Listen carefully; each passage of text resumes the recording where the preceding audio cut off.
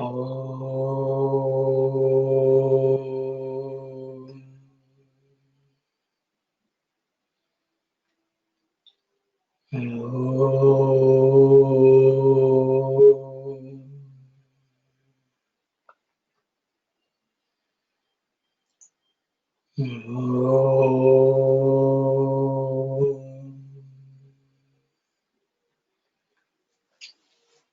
Sai Ram, everyone.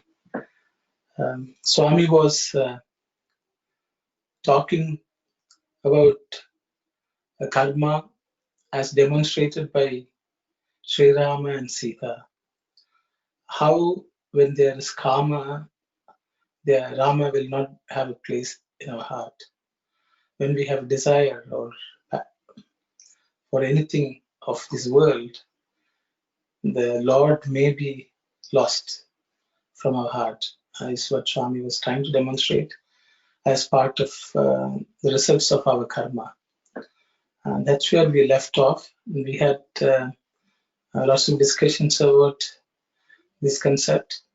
We will continue. I think Swami is continuing to dwell on similar examples to demonstrate to us how we are we will be caught in the clutches of the fruits of karma. So I will ask Sister Kalyani to read on. Siren, Sister Kalyani. In Ramayana, when Rama follows the golden deer, one hears the deceptive cries, "Ah, Sita! Ah, Lakshmana!" Lakshmana knows very well that these sounds have emanated from Maricha, knowing that he did not pay any attention to those sounds. He was looking after Sita, and he was doing his duty in wanting to protect her. When these sounds were heard by Sita, she was terrified and in confusion. She brought undue pressure on Lakshmana, saying that Rama was in danger. She urged Lakshmana to go immediately and protect Rama. Lakshmana knew very well the tricks and the deceits played by the Rakshasas. So Lakshmana told Sita, "No, you must not believe those things. They are only tricks. No kind of harm can ever come to my brother Rama." I think you can read the next paragraph also, I think, Sister. But Sita's words at that time exceeded all reason. It looked as if she was not thinking clearly at all. She started uttering very harsh words. Lakshmana could no longer bear those harsh words.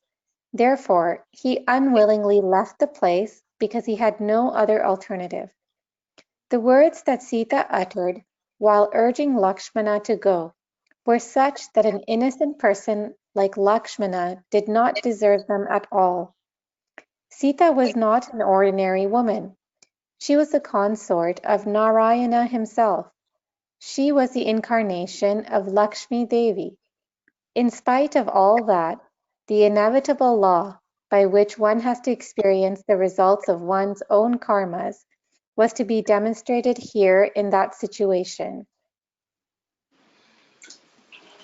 Thank you, Sister. So as we can see, the purpose of avatar by God in this earth is to demonstrate to us various concepts and the results of various karmas so that we can learn from those situations. And here Sita is behaving in a manner which is similar to many other women in this world, I guess. And in her own life, she demonstrated what harm one can bring upon oneself by uttering some harsh words towards anyone who is innocent. I think that's what Swami is talking about here. Anyone else who would like to comment on this, please go ahead.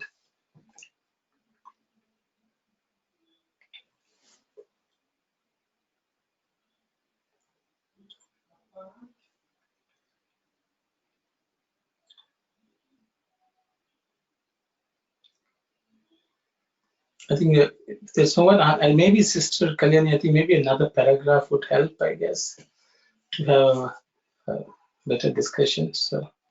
Okay. After the death of Ravana, when Sita was asked to go through the ordeal of having to walk into the fire to prove her purity, Rama uttered several harsh words because he wanted to test her and set an example to the world. For 10 months, Sita had been waiting for the vision of Rama, and when Rama appeared, he never showed any compassion, but was even using very harsh words. When Sita was in tears, Rama would show no kindness and no compassion. On the other hand, he was so harsh that he said, "Sita, I will not show any grace to you. You can choose to remain and live with Lakshmana or Bharata." Sita was not an ordinary person. The moment she heard such words from Rama, she realized that this was the result of the harsh words she had used when talking to Lakshmana. The result of one's own karma is so invincible that one can never escape it. This situation in Ramayana illustrates the law of karma very well and sets an example to human beings. It teaches human beings always to be good, to do good, and see good. Thank you very much, Sister. So I think the story does not need any elaboration, so I will open it up for any discussion the participants would like to engage in. You can share your thoughts, what strikes you in these 3 paragraphs, I guess, of Sita uttering harsh words and what she had to go through. So there were, I think, 2 things which she demonstrated. One is desiring the golden deer. The second one is to uttering harsh words. And she, in her own life, took upon the suffering to demonstrate to us what will entail if we indulge in things which are not sattvic or good. I will stop here and open it up for any comments from the participants. Saira.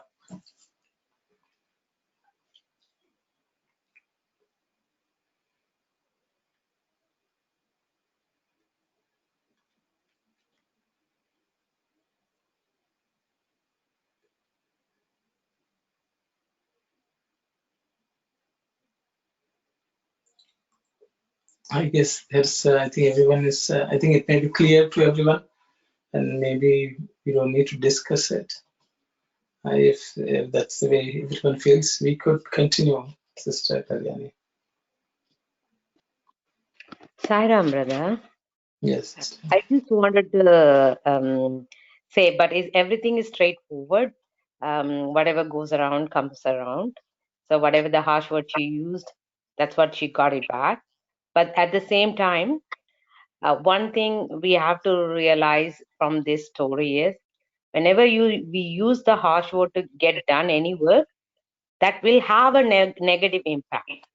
So for sure, if you don't do it in a nice way, and if you think that's a result only the thing, that never gives you the peace of peace out of that work. So harsh words are not a thing that we have to use it to get done any work.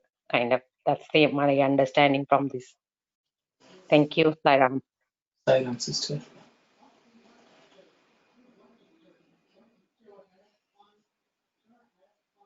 Zahira, I want to just add to that one. So the intention was the Sita's original harsh words. She misunderstood Lakshmana's purity. So it's not only the harsh words, the intention was not dharmic. So that is sometimes people use harsh words, but here harsh words plus the bad intention. So wrong idea. So that is So she has to pay back the same thing. So Rama also accusing the same tone, the same accusation. Rama is doing the same thing. So the plus, the harsh word plus the attitude we can think of here. Thank you, Sarah. Thank you very much, brother. Anyone else would like to say anything, please?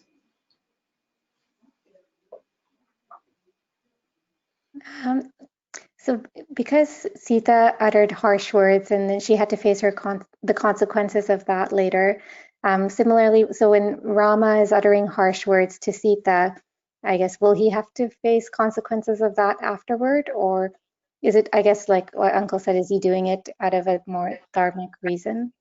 So that wouldn't happen? Oh, that's a good one.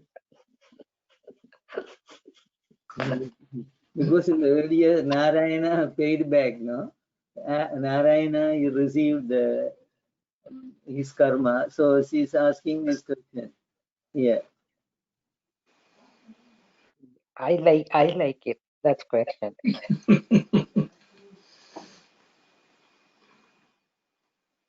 Mr. Vani, I think Rama ultimately paid back and Mother Sita had the last laugh, right? He missed her a lot, and when he went back to get her, she said no. So I think yeah, at the beginning it sounds like, you know, the story for now modern day women, it's little bit hard to swallow, but in a way she stood her ground and still maintained her feminine qualities, I guess. Thank you.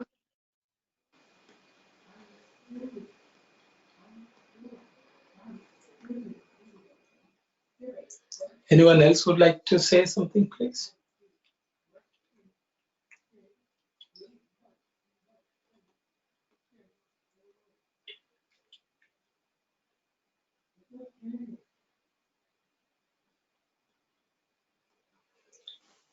I think a couple of things is, I think we'll have touched upon most of it, but in the case of Sita, however pure she was, in spite of her purity, even a small act of transgression in terms of how she spoke, she had to go through some suffering. But she also proved that she was a supreme person by going through the fire test and proving to the world that she was no ordinary mortal. So I think it was both these came through in the case of Sita. So also Rama too. They faced a lot of trials and tribulations in their lives. It was no easy life, but even through that, they were able to hold on to something so divine, I should say, that they demonstrated to the world that suffering is not by itself indicator of someone's goodness or badness, because karma is the result of all our actions and their results. However, even through all that, one can be tranquil, one can rise above the challenges and still retain their divinity or even humanness. I think that's what they demonstrated through some practical life situations for us. And I think, yes, as Sister Kalyani asked, yes, because Rama, in his own life, he showed, that actions begets other, results, certain results. And as Sister Bhavani has pointed out, yes, there were still challenges which they had to face in their lives. And through all that, they transcended those challenges in a way no human mortal or human being can deal with them. I think that's what they showed. So they showed the human aspect as well as the divine aspect in their lives. This is Bhavani. I just have a quick question further to Sister Kalyani's question. I don't know if you discussed this, but when does something, an incident, become the result of my karma or the beginning of a new one? Did we talk about that? I don't remember. I think that's a good question. Anyone would like to comment on what Sister Bhavani asked? When does something become a karma and when is a result of a karma? I think that's what she's asking. How to differentiate? Like in this case, Sita faced something which was Rama's harsh words towards her. So is Rama paying back the result of Sita's karma, or is he engaging in new karma? I think is that the question, Sister Bhavani? Yes. Yes, okay. I open it up for any comments from participants, please. Hi, Sai Ram Kumar this side. Sai Kumar.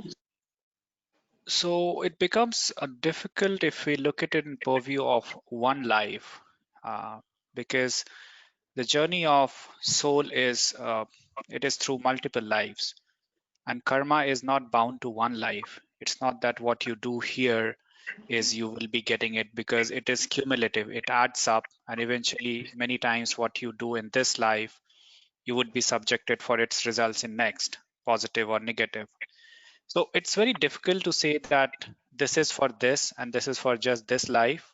Probably it might be because something must have been done. So for example, if we take this incident where Lord Ram was subjected to so much of pain because Sita Ma was kidnapped. So the story goes that at some time he Narad Muni asked for a boon because he wanted to attend a swamvar. But Lord Vishnu granted him a face of a monkey, and then Lord Narad felt embarrassed and he cursed Vishnu that just like I have went through the pain of a female companion, you would feel the same. You have to take birth and you will go through the same pain. So that says that it's like it's traversing, it's transcending across multiple lives. So pretty difficult to say if it's restricted to one life. That's how the law of karma goes. Thank you. Thank you, brother. Thank you. Anyone else would like to comment, please? And I agree with the comments that it's a chain of your action and the result. So, and I totally agree that this is not only this life karma we are enjoying. Whether it's most of us think that whenever something good happen, then we enjoy and we don't even bother. Whenever that something bad happened, then only we focus on what happened and why this happened to me, and then reasoning of because of the past karma. But if something good happened also, that is also a result of the karma, and it could be the from a past life. And if something whether good or bad happened to us now, and due to the past life, we won't even know whether this is the action or the result of the karma. So it is a chain of actions and reactions that it is no way that you know that or you connect with the past karma to the event that is happening now. Thank you, Sarah. Sairam, brother. Anyone else would like to comment, please?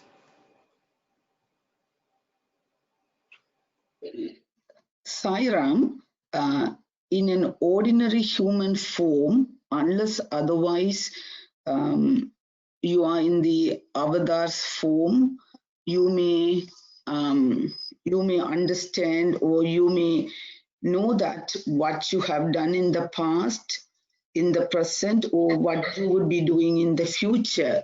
So in an ordinary person's life, we don't know what happened in our past lives, just like explained Brother Ravi and another brother. I completely agree with we cannot differentiate at all, whether it's the result of our past karma or this is the beginning of a new karma.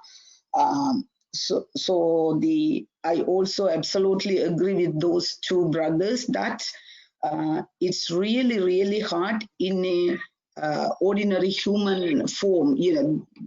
We all belong to that category. So, in my understanding, we cannot differentiate, or we are unable to differentiate. Only what we could do always, the think good, do good, and your intention also should be good. That's all we could do in this particular situation. Thank you, Saira. Sairam, sister. Sairam, anyone else would like to comment? Yeah. Sairam, when the Rama and Sita come to the human form, I think they don't even know their past karma, and when they come to the human form, they only know the for us like that. I don't know. They will know they are he's Paramatma and Sita is Lakshmi like that. When the Krishnas come, Krishna knows he's showing the thing when he teach Bhagavad Gita to Arjuna, he knows what form he's there. And when the karma, we always think the bad karma, when we do, we are suffering and everything. In the other way, we are reducing our bad karma when we suffer. When we are enjoying and thing, I feel like we are spending our good karma. We are that way. Sairam. Sairam, sister. Anyone else would like to comment, please? Saira, if we go back, trace back to the origin of our humanity, so we don't know what was the cause for our birth, So it is where, as everybody pointed out, it is we cannot explain the law of karma. So that it was coming to us. And here in this example, divine income, Bhava has taken the story to, because here the Sita worked in this birth and received punishment, so to say, in this birth. But there's a time gap. So here they took birth to illustrate the dharmic principles. So we have to take it from that point of view. When Baba tells the story, we have to take it. Okay, whatever you do, you will have to reap it. That is it. But to avoid future karma, we have to do our actions without expecting any fruit thereof, or everything dedicated to the Almighty God. But if we don't understand that, and if we go on increasing our work or karma, then we will have to pay back. But so long as the devotee, if the devotee understands that if we do a bad thing, and he will have to receive a bad thing, and if we do a good thing, he will receive a good thing, then the devotee will see that dedicate every action to God, so that no future karma accrues. That's what I would like to say. Thank you, Bhaiya. Thank you very much, brother. Anyone else would like to comment, please?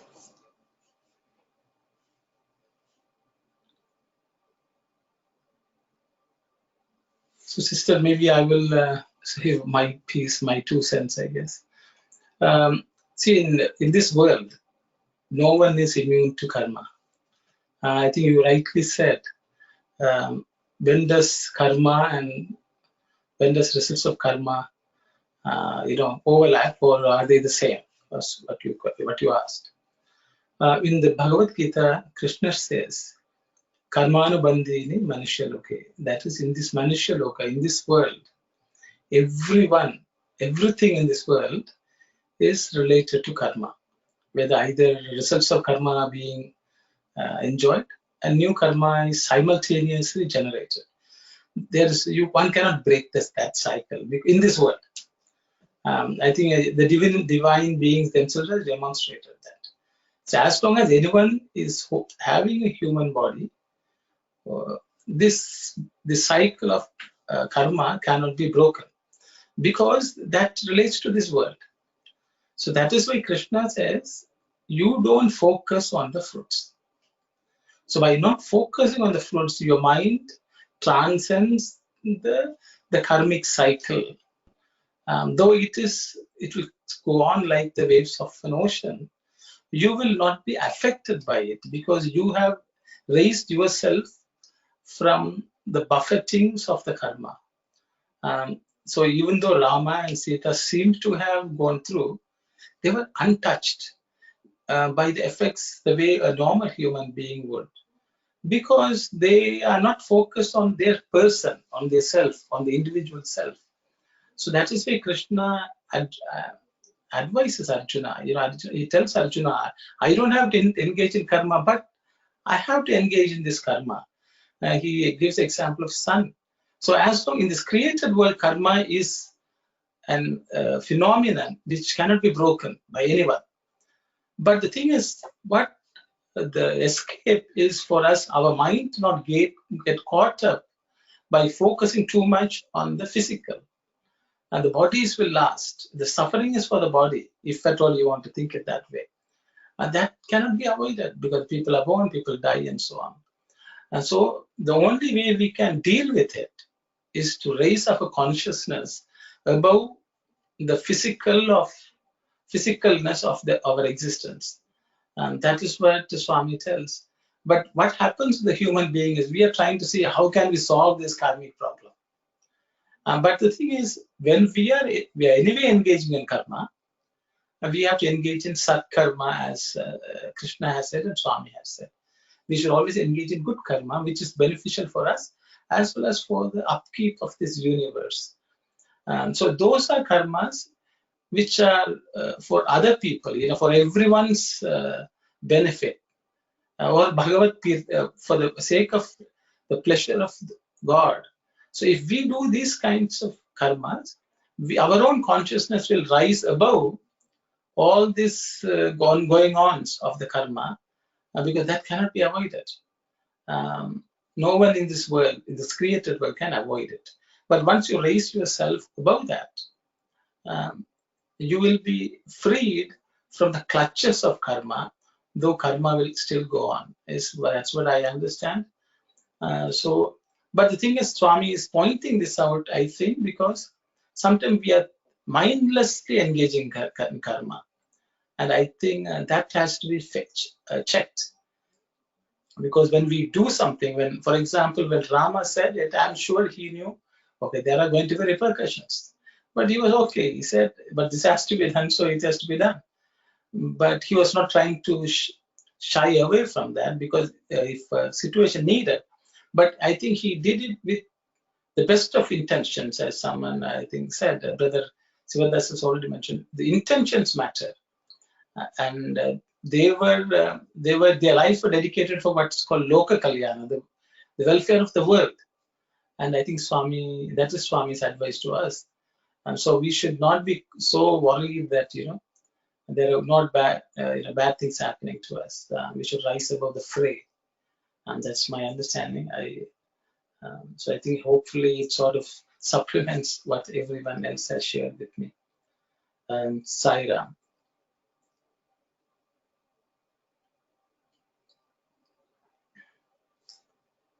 Anyone, if there's no other, anyone else would like to say something? Otherwise, we'll proceed, Sister Kalyani.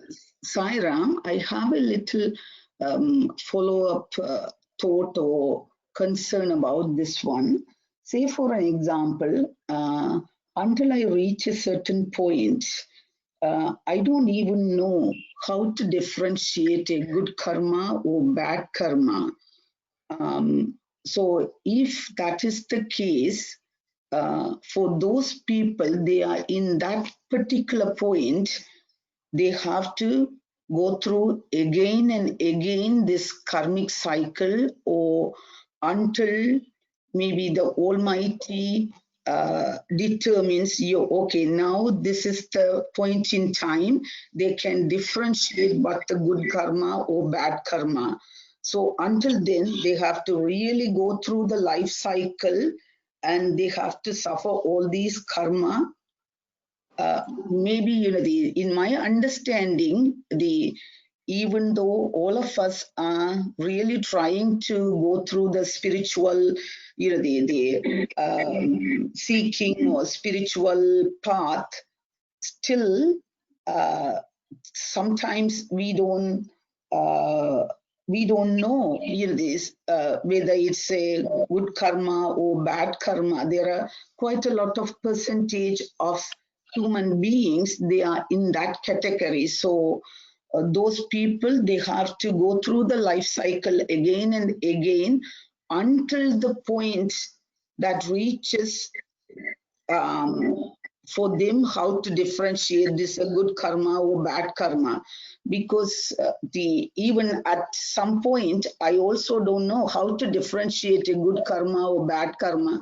We have discussed these things in the past study circle also, how to differentiate. Maybe in my interpretation, I would think whatever I have done, it's for the good thing, in my interpretation. I don't do any harm things to others and this and that. So this would be the case until the maybe God wills to give me a clear mind that to differentiate good karma and bad karma. Then only from that point, I would maybe uplift to the next level, or the in the spiritual ladder. Maybe is there any explanation regarding this one to Guys are clear. And thank you, Sairam. Sairam sister, anyone would like to comment on what sister said, or That the sister was. This is Yes. Bala aunty. okay, Sairam Bala aunty, brother Ravi.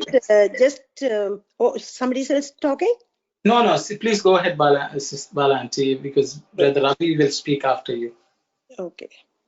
I think we should not be desperate. What are we going to do? Or how are we going to understand about the karma and all that? I feel if you genuinely feel that sort of a feeling, always resort to Swami. Always resort, surrender yourself and ask for help.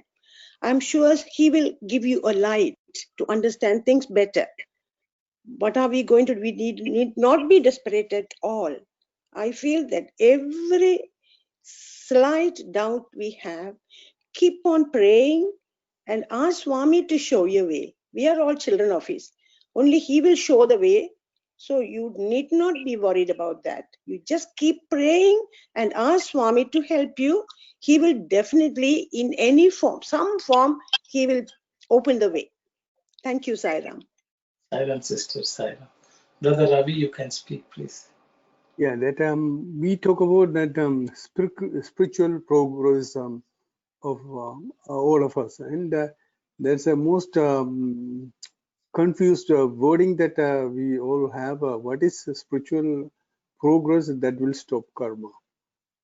So that is a big question. That what is good karma, what is bad karma, and what is the results of good karma, what is the results of bad karma, and we are focusing on the on identifying all those things, and what is the cause of karma, and all this is a big subject to discuss.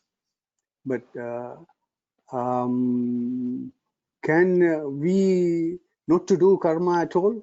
No, that is impossible, because we have the God have created us with the karmendriyangal, that we have to do karma.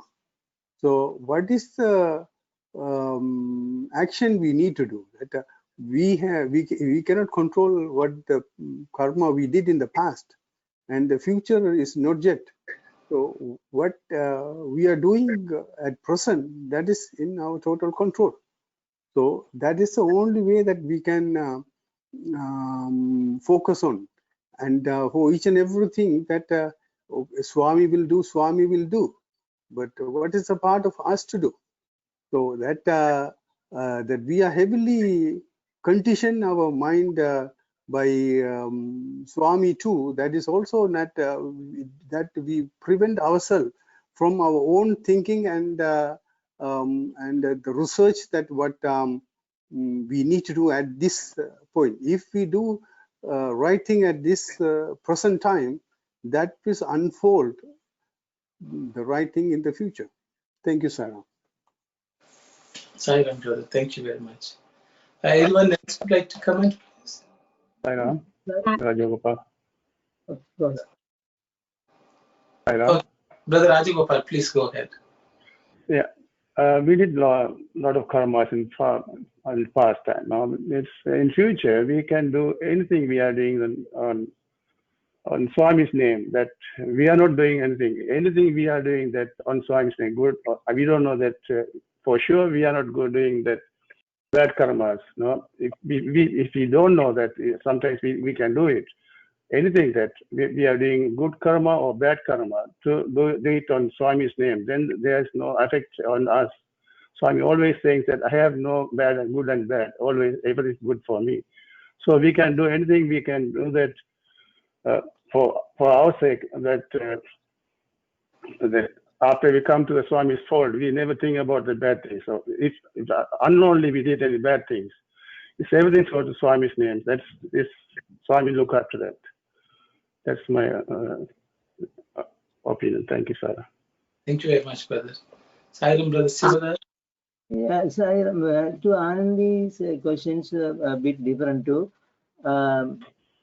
Actually, you were saying in the statistic earlier, no, about the conscience. So the conscience will, for anybody, the conscience will tell whether it is good or bad. So that is one testing line. So and there are shastras which indicate which is good karma and which is bad karma. But other than that, the conscience will tell you that what you do is right or wrong. For anybody, for outside Sai devotees also. So if we do breaking the conscience dictates, then we will have to pay back. So according to Gita and Swamis, that as Sai devotees, we have to dedicate everything to God or Swami, or do it without expecting the fruits thereof, in order to accumulate future karmas. As everybody agreed that the past karmas cannot be avoided, we have to pay back. But in the spiritual progress, if we try to understand, develop ourselves, our true nature, then the past karma's effect will not be very harsh on us. It will go smooth. That's what. But Sister Anandi's question is about generally. So the people outside also they have to look into the dictates of the conscience. Thank you, Zaira. Thank you very much, brother. Okay, go ahead, please. I find that Swami has given us strictly this 9 code of conduct. And if we don't know, differentiate between karma, good karma and bad karma. If we strictly follow those 9 code of conduct and then hope for the best, because if we practice day by day, then we don't need to have differentiation between bad karma and good karma. We automatically will become a character in such a way that we will practice good and right and hope for the best. So I feel that I derive that if I follow strictly in code of conduct, then karma will automatically will correct itself. Thank you very much, sister. Sairam, brother. As Brother Ravi said, that we have to do part of the duty as a karma. We have to do our duty. That's a karma, right? Everything that we do is karma. But saying when we are doing any kind of action or performing any karmas, we have to have an intention, pure intention, and we have to do it with a selfless, like it's not supposed to be a selfish in that any karma that we are performing. If there is a selfishness is there, then obviously there's a good and bad is going to come, because if you do it with a selfless, then I think the accumulation of karma is, you can reduce a lot. I think that's the way I can look at it, the karma, because we have to do some, we cannot be out of any kind of any action.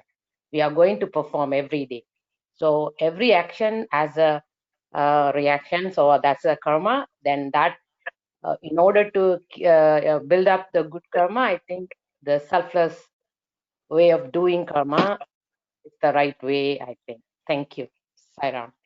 Thank you, sister. Volunteer. There was a question asked from Professor Anil Kumar, how to get approval about your day-to-day decisions. People physically close get their approval easily, and those of us are very far. How do we know that we are doing the right thing? So that is one way to follow Swami's teachings. And he himself, Bhagavan, has said, your conscience is God. Follow the master, your conscience. This is from Swami's words. Your conscience tell you whether you are right or wrong. The conscience is a part of consciousness. That is God. So go by your conscience. So this was said by Bhagavan himself. So we just do things according to the conscience. And when something is, the conscience says, no, you don't do, then we don't. And he gives explanation between the conscience and the what you call the mind's whisper. Mind's whisper is worldly, conscience is spiritual. It provides choice, but conscience is choiceless. The other one, the worldly thing is for convenience, that is mind whisper. The other one is conviction. Always for personal gain only, we think of the mind's whisper, and the other one stands for values. This is egoistic. Without ego is conscience. So we have to watch the conscience. We have to think that is God's whisper. And if you pay attention, I think we'll be able to do the right thing and feel that we are not the body and we do everything for Swami. Then definitely we'll be taken the right way. Thank you, Saira. Thank you very much, sister. Anyone else would like to say something? I thought Kumar was trying to say something.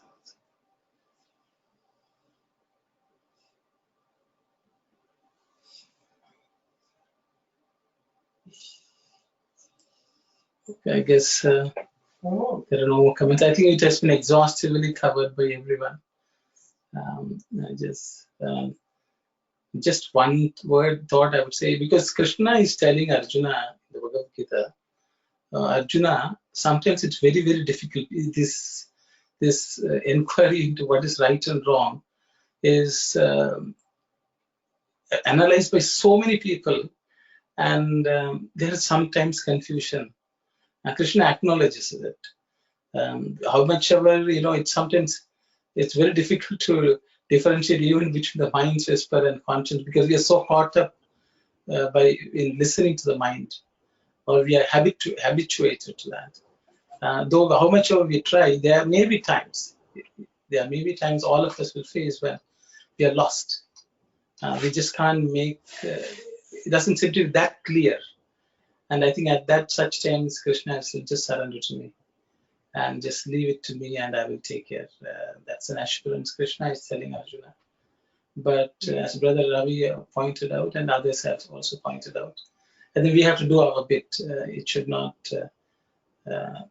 we have to try our best before leaving it to the Lord. And of course, when we try also, we try using the guidance which Swami or God has given us. I think those are my thoughts. With that, I think we will proceed if everyone is okay. Thank you very much for all very nice, very lively examples and very good explanation on my question. Thank you, Saira. Sister Kalyani, you could. In other situations also, we find important illustrations. On one occasion, Sita was in an advanced family way. At that time, Rama was the ruler, and in Rama Rajya, people's words were given a great importance by the ruler. There was a conflict here between one's duty as a husband and one's duty as a king. When Rama contemplated and discussed within himself, is my duty as a husband more important, or my duty as a king more important? He came to the conclusion that his duty as a king was more important. The duty as a husband is an individual's duty. The duty as a king is something which has to do with the community as a whole.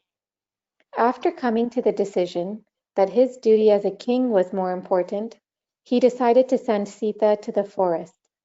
Although the people thought that this was a harsh action, Rama never deviated from the path of Dharma, even under the most trying circumstances.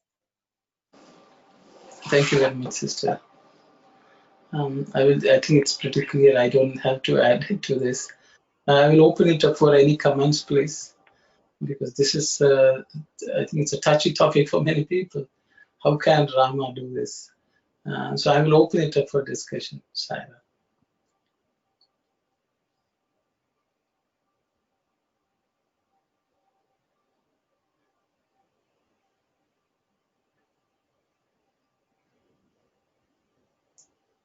I guess. Sairam, it's Bhavani. Did Swami ever talk about this? Swami is just speaking about it, sister. No, I know, but other than that, did he talk to you all about it? Give more explanation, justify why he did that to her? Sairam, when I look at this one, I also thought there are dharma in many different ways. Where I know there is a family dharma and maybe Rajya dharma, and what happened to Rama's, his family dharma, he married Sita, and he has the dharma to take care of her as his wife. So what happened to that dharma here?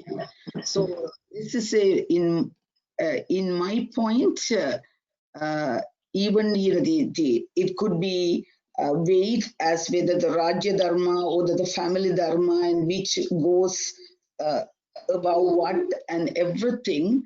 Swami also insisted several times the family dharma also is very important. If someone is really sick in your family, without looking after that person, you come to the center and looking after others in the way of seva, that also you miss the family dharma too. So in this particular, the passage, or in this particular topic currently we are going to discuss, where that family dharma went. So I know this is a little the very lively discussion topic, so I wanted to introduce by my question. Thank you, Saira. Thank you very much, Saira. Sorry. Can I, okay. Who is, yes, brother, go ahead. Yeah.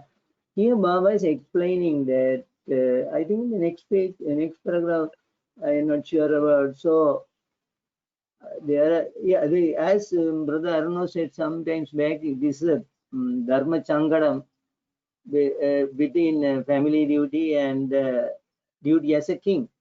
But duty as a king is more important, Baba is explaining, because it affects a lot of people, and so the weight is given to the higher role, which is reasonable role.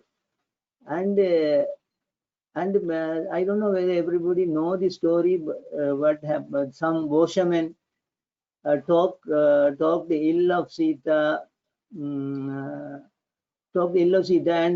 Rama.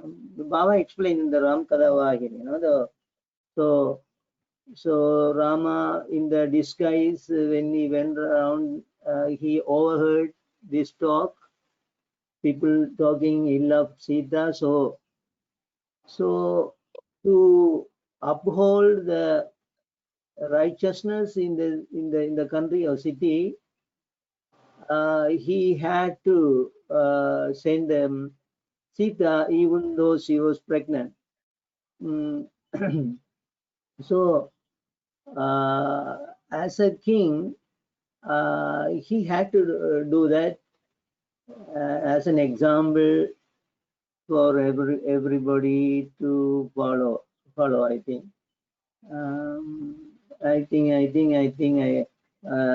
Okay. I will stop with this when I forgot other things. Saira. Right. Anyone else would like to comment on this, please?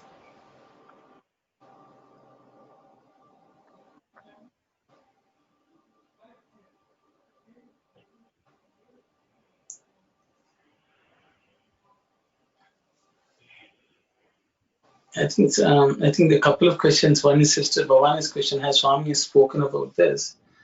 To my knowledge, Swami has always stuck to the same argument that Rama put the welfare of everyone else above his individual welfare or the family's welfare.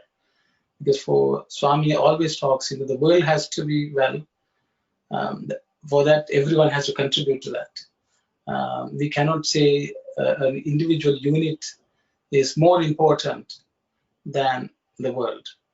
I think this is individual right versus societal rights is a raging topic among many people, and we will never come to an agreement, because most people are attached to themselves and their families and so on. But in the Sanatana Dharma, the world is given more importance. As Swami says, God first, others second, and then the individual last. Then that is what is divinity, is what Swami would say. So I think there's a hierarchy of dharma, and so Rama always gave importance to the world at large more than his own self. Sometimes, so you have to do something wrong, maybe a bad karma, but for the welfare of everyone. But then you have to face the consequence. I think that's what it is. But I think coming to Sister Ananti's question about people, neglecting the family and engaging in seva at the centers, there's something about neglect and something about doing more for your family, number one. On the other side, when we even engage in social service, what are our intentions also something we should ask, because sometimes we want people to know that we are good, and because of that we may do things. Not necessarily, it's like, for example, someone, food has to be cooked at home and children are waiting and depending on that. And if they're staying hungry, if parents go off to do some, let's say, bhajan, I think that's something which we have to see what exactly I'm achieving, because the bhajan can be sung at home also while preparing the food and serving. So I think those are things which individuals have to evaluate for themselves. But sometimes we get carried away. Even just leaving bhajan aside, sometimes even going to work, from a career perspective, many people spend a lot of time in work, not necessarily to bring livelihood home, but because they desire to grow in the organization where they are working, they might be working harder and neglecting family. So I think those are individuals have to weigh the pros and cons at each situation. I think each one is unique, but I think we have to put the large welfare of everyone ahead of the family's welfare, is what Swami has always insisted on. That we should not follow or take the meaning as it is told in this story. And if the story says that, okay, if the nagging wife need to be sent to the jungle, then the jungle is filled with mostly women. And that is not the meaning of this story. The duty of Rama, it came first, and it says at the beginning of the story that Sita was in advanced family way, so that most of the family way is almost completed. And at what Rama gave importance is to the Rajya is that the welfare of the people. And in the Buddha, the case that I left Yashoda, and he went to seek for nirvana. And even the Baba, he left the house.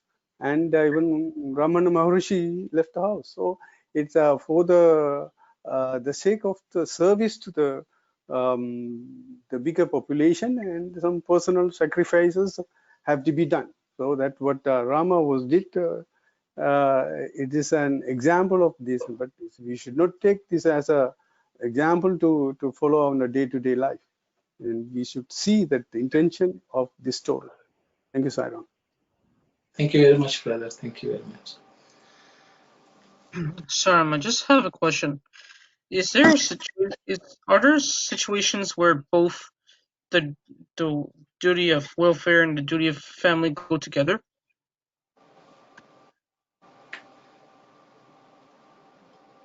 So there's a question from Brother Sivabal about is there any situations where both are going in the same direction? Is, I guess, this question. Can anyone comment on that, please?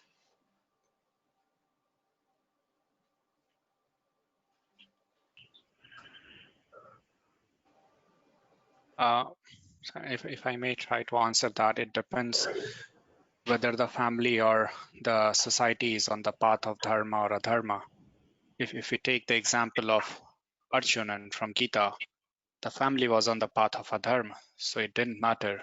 Like if one had to fight and go against that for welfare of the society, that was needed to be done.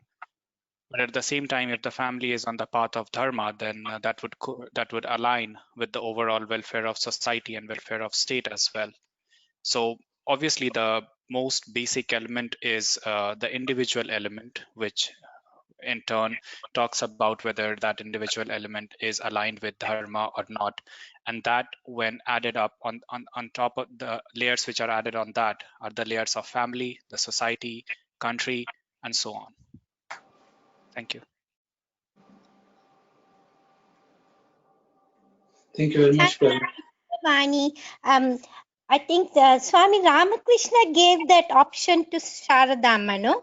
Where she was so young, I think early teens when they married, and he said, I would like to go on the spiritual path. However, I give you that option if you want me to get involved in the family life. And then she said, no, that's okay, I will follow whatever you want. But at least he gave her the option. So I think we are sometimes, so here's an example of having to choose family life or spiritual or the society path. But if you're as a family or a couple, I think good to talk about it instead of just going off on your own or doing it on your own, I think. Thank you very much, sister. Anyone else would like to comment, please?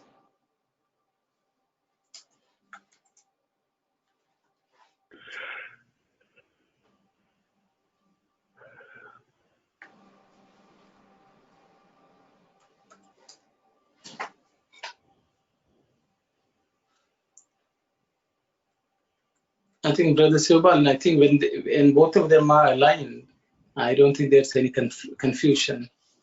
That's what I think. And I think many situations, if we look after the family well, that also contributes to the society. It's only when both of them diverge, then becomes a confusing situation. But mostly, whatever affects positively in a family situation actually is very positive to the world at large. Is what I understand, as long as it is done with selflessness. So I guess when the family and society go together, I guess they're both. That's the situation where the duty of family and duty of the welfare society will go together. Yes. All right, thanks. Okay. When we look at few of the examples, Mother Teresa, she did entirely for the welfare of the society. Victor Kanu Swami has asked him to sell the house in London to build a Sai school in Zambia, I think. And M.S. Subbalakshmi, she sold her house for her charity. So there are so many examples, those who gave up their family and did their service to society as their best choice. Thank you, Saira. Saira.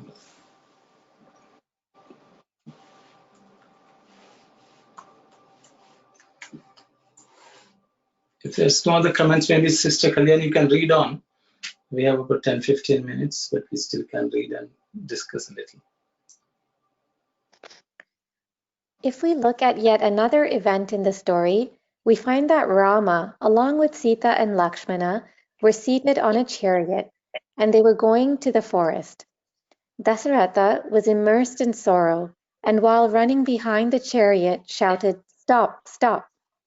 Sumanta, who was driving the chariot, looked at Ramachandra as if he was asking a question. Shall I stop the chariot, following the orders of Dasaratha, or shall I go forward? Ramachandra said, "Go on, go on." After going some distance, Sumanta turned to Ramachandra and asked the question, "It would have been very good if I too had to stay with you for years together in the forest, but I will have to go back to the city, and then Dasaratha will ask me, 'Why did you not stop the chariot when I asked you to stop the chariot?' What kind of answers shall I give to Dasaratha?" Ramachandra said, "Oh, say that you could not hear his words. Is that not an untruth?" "No, there is no untruth in these words." There are many reasons for this. Ramachandra has to go to the forest, and the quicker he goes, the better.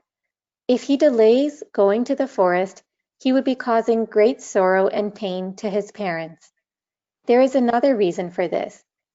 In the battle between the Devas and the Rakshasas, Dasharatha gave a boon to Kaikeyi, and he wanted her to have that boon granted. He gave that boon to Kaikeyi in his capacity as a king. In order to satisfy and fulfill that boon that he had given to Kaikeyi, in his capacity as a king, he had banished Ramachandra to the forest. But on the day when Dasharatha was asking the chariot to stop, with the intention of having another look at Ramachandra, he did so in the capacity of a father. He is not uttering these orders in the capacity of a king. This order is something which is connected with the relationship that exists between a father and a son, which has nothing to do with a king. Thank you very much, sister. I think this I don't think it requires much elaboration in any way. So I will open it up for anyone to comment. So Swami is bringing up another situation from Ramayana where Rama is giving some instructions to Sumantra against Dasharatha's plea, come back. So I will leave here and ask participants to share your thoughts, please. Sairam, in some other discourses also, Baba was telling this incident when Dasharatha coming back, running and asking Sumandra to stop the chariot. Baba there said the father was now grief stricken. He is not in a regular mood, so he has lost the capacity to discriminate because he was grief stricken, and he as a king is unable to decide now because of the separation from his son. So telling lie is not not the adharmic. So when you can say that, oh, I didn't hear, but it is not adharmic, because now instead of acting as a king, he is acting as a father, and also he is grief stricken, so his capacity to discriminate is not there, so it is not a harm, it is not adharmic to say a lie like this. Okay, that's what I wanted to say, share here. Thank you, sir.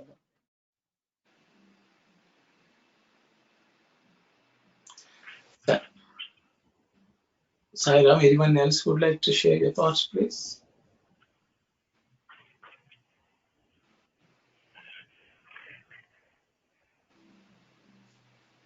Sai Ram, I see this incident or this apparent contradiction as a good lesson for us also.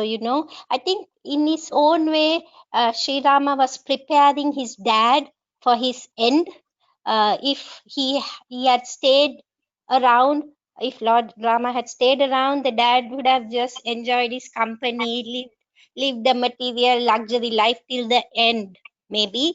But because he left him, he lost interest in all material life, and it was just Ram, Ram, Ram on his lips until the very end, just the way we would like to go, I think. So something to think about. Thank you, sister. Sairam. Anyone else would like to say something?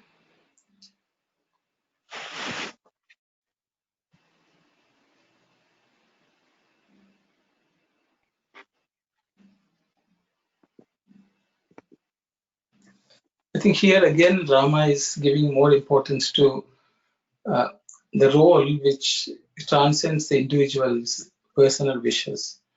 So as many of us say, Rama carried out his father's word. Actually, what he did was to protect the father's word as a king. As a king, he had given a word to Kaikeyi, and so Rama was willing to sacrifice anything to protect that word, that promise which Dasharatha had given to Kaikeyi. Because in his view, that was much more important, because for a country to run, a contract between two individuals should be upheld. That is much more important than anything else. And I think that was the reason Rama left for the forest. He didn't go because his father told him. Actually, he went because his father, who was the king, had to keep up the word. And he was anyway getting into the king's shoes. And as a king to be made, king in the making, he had to make sure that the king preceding him also, or help that king keep up his duties as a king without any failings. So I think Rama was always clear as to the hierarchy of principles which have to be looked into, whether what affects the world at large is much more important than an individual wishes. So, thank you, Sairam. I just add one more point. I think you already mentioned it. I don't know. I have not noted it, but Baba is saying that in that Vahini, that as you said, the king Dasaratha had to keep his promise that was granted to Kaiheyi. So if the chariot is stopped and for whatever reason, and if it's a delay, and the Dasaratha will be unable to keep his promised word, so in that way he will break the dharma. So in order to keep the good name of the kingdom, the Dasaratha as a king, and Rama had to proceed without any delay. I think you mentioned it, but I just added. Thank you, sir. thank you. Sairam, brother, I'm trying to understand here why Rama is saying to the who is the person is driving that Mantra. Yeah. yes to lie that you didn't hear it, kind of. Why? I'm trying to understand that. That's what earlier in another discourse Baba said, because he is grief stricken, so he's unable to discriminate now. Because when we are sorrow, the discrimination goes now. So and the king, it was king who said to go to the forest in silence. When he was a king, he said, "Oh, go." But when he is acting as a father, he's trying to revert it. So then now he's out of sense now. So you as a minister working under the king. So you minister working for the king. So you are not working for a citizen like Dasaratha. You are working for a king. So you can tell the lie. That's what Baba is saying. Other discourse. Thank you. I guess just to add to Auntie Aruna's question, it's fine that he did not have to obey the order of King Dasaratha in that circumstances because he was saying it as a father. But then why didn't Ramachandra just ask Sumanta to tell the truth that Rama told him to keep going? Like, why did he say to lie? Because I think it does get very easy for, like, for example, any action that I do, I can convince myself in some way through my mind that I'm doing it for the right reason. Like, it's very easy to manipulate and think that, oh, it's okay for me to lie in this situation because of X, Y, and Z.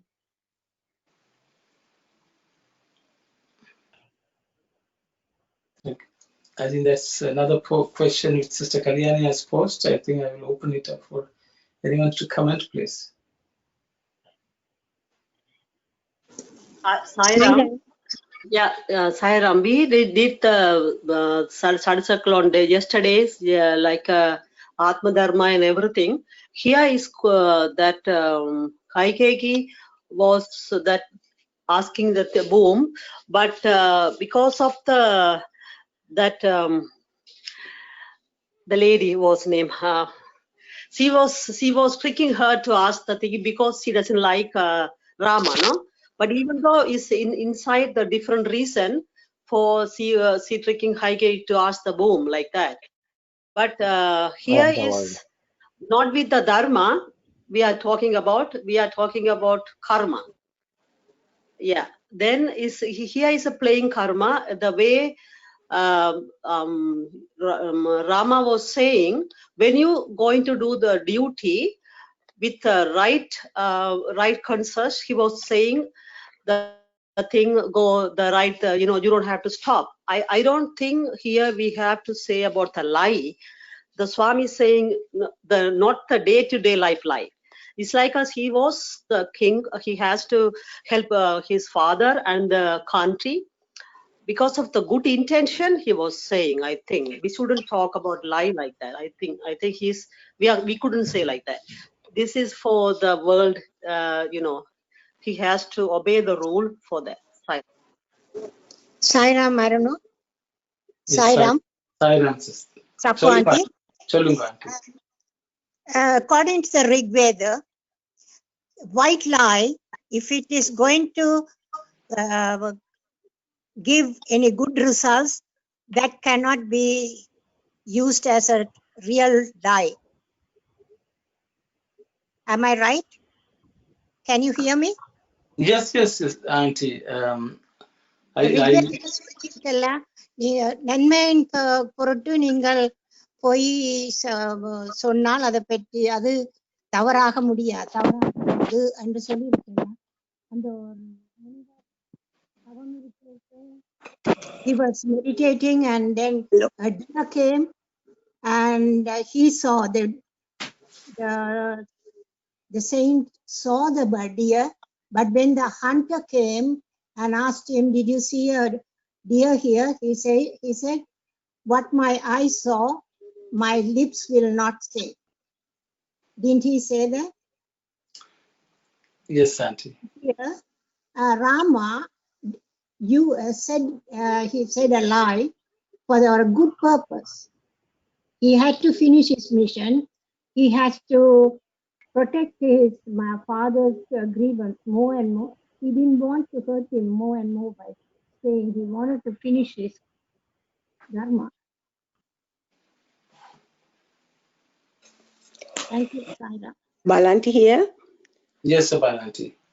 குறள் பொய்மையும் வாய்மை இடத்து புரை தீர்ந்த நன்மை பயக்குமேன். பொய்மையும் வாய்மை இடத்து புரை தீர்ந்த நன்மை பயக்கும் எனின் என்றது திருக்குறள். அதாவது ஒரு நன்மையை செய்யுமா இருந்தால் அதன் விளைவு நன்மையா இருந்த if the outcome is good, then even if you tell a lie, that is a truth only. It doesn't sound really a lie. Thank you, Sairam.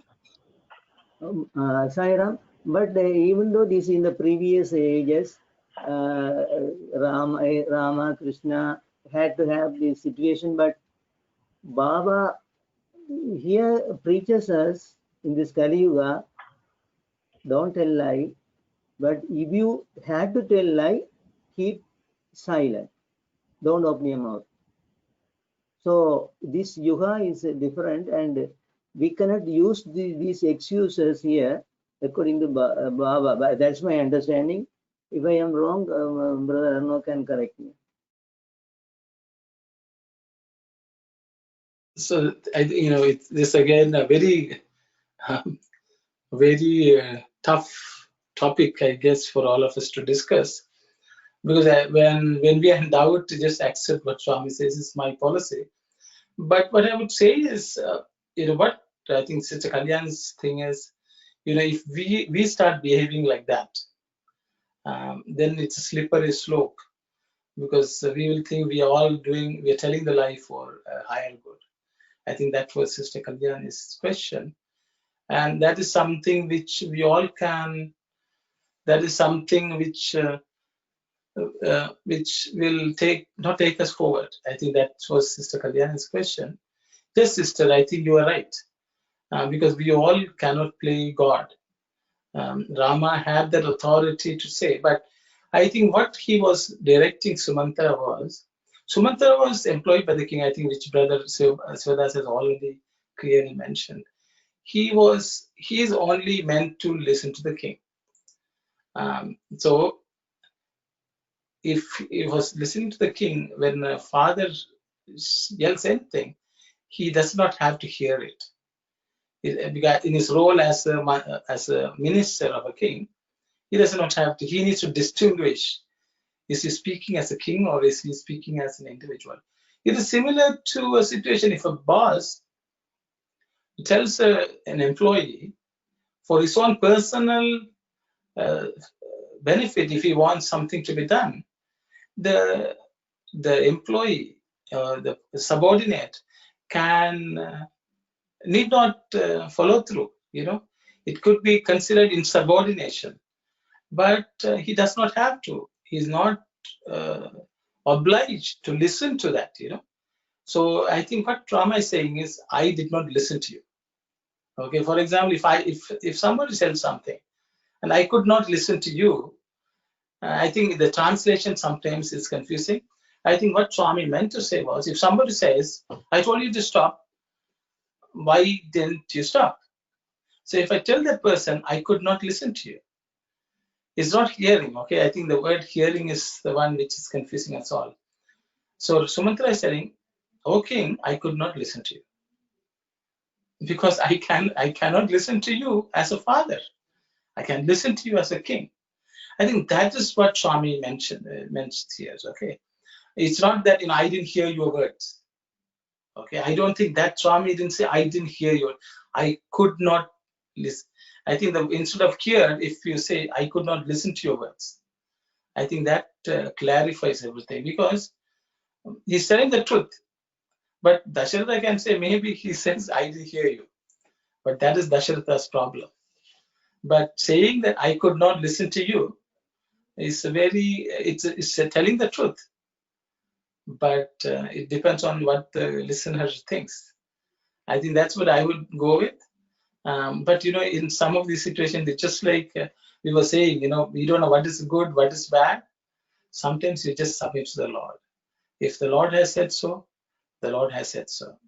But then we cannot take that and conveniently use in our lives, discarding conscience, which will be, as Swami says, conscience will torture you. And the world does not have to torture you. The guilt will torture and finish a person off. So those are my thoughts. I don't know, I will open it up for anyone to say, means we can discuss for a couple of more minutes. No problem if anyone is willing to discuss their thoughts on this. Sairam, brother, I don't know. I think whatever you say, I will agree totally. That's what Swami means, I think. Yeah. Thank you, Sairam.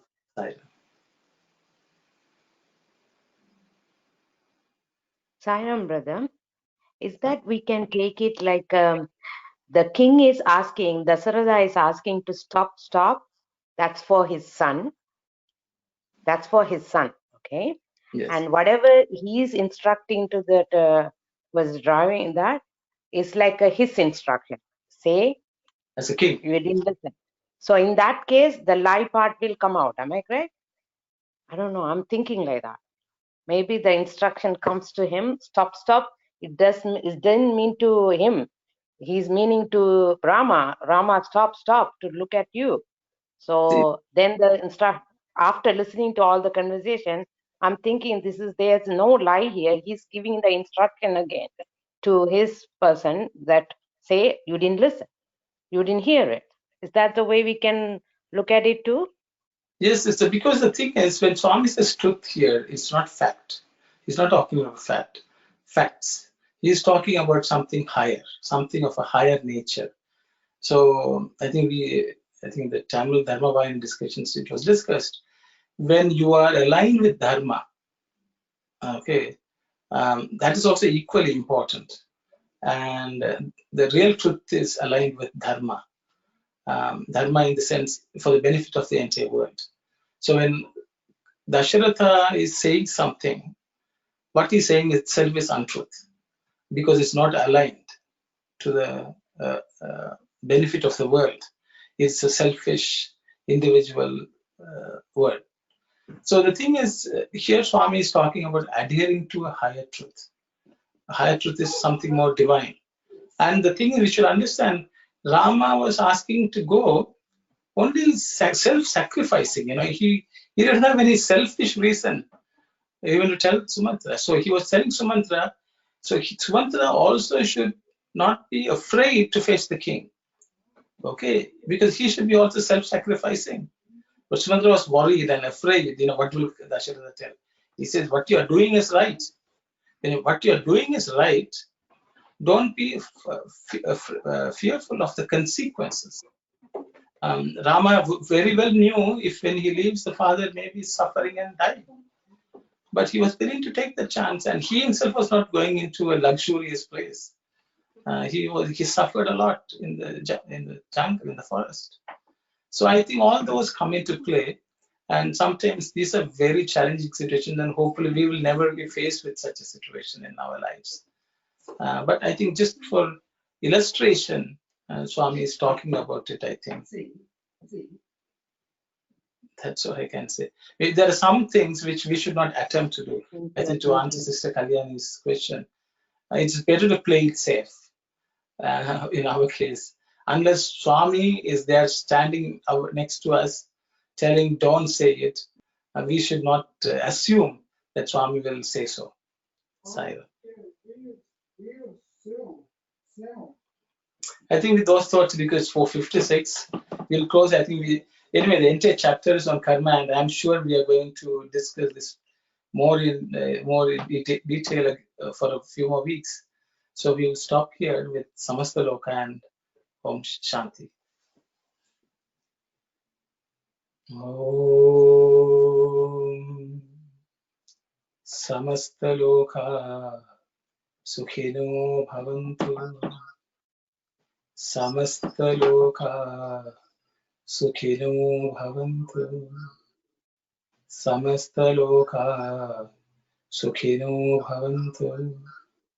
Om Shanti Shanti Shanti. Jai Sai Ram. So, have a good day. Thanks. Sai Ram. Ram. Thank you, Sai Ram.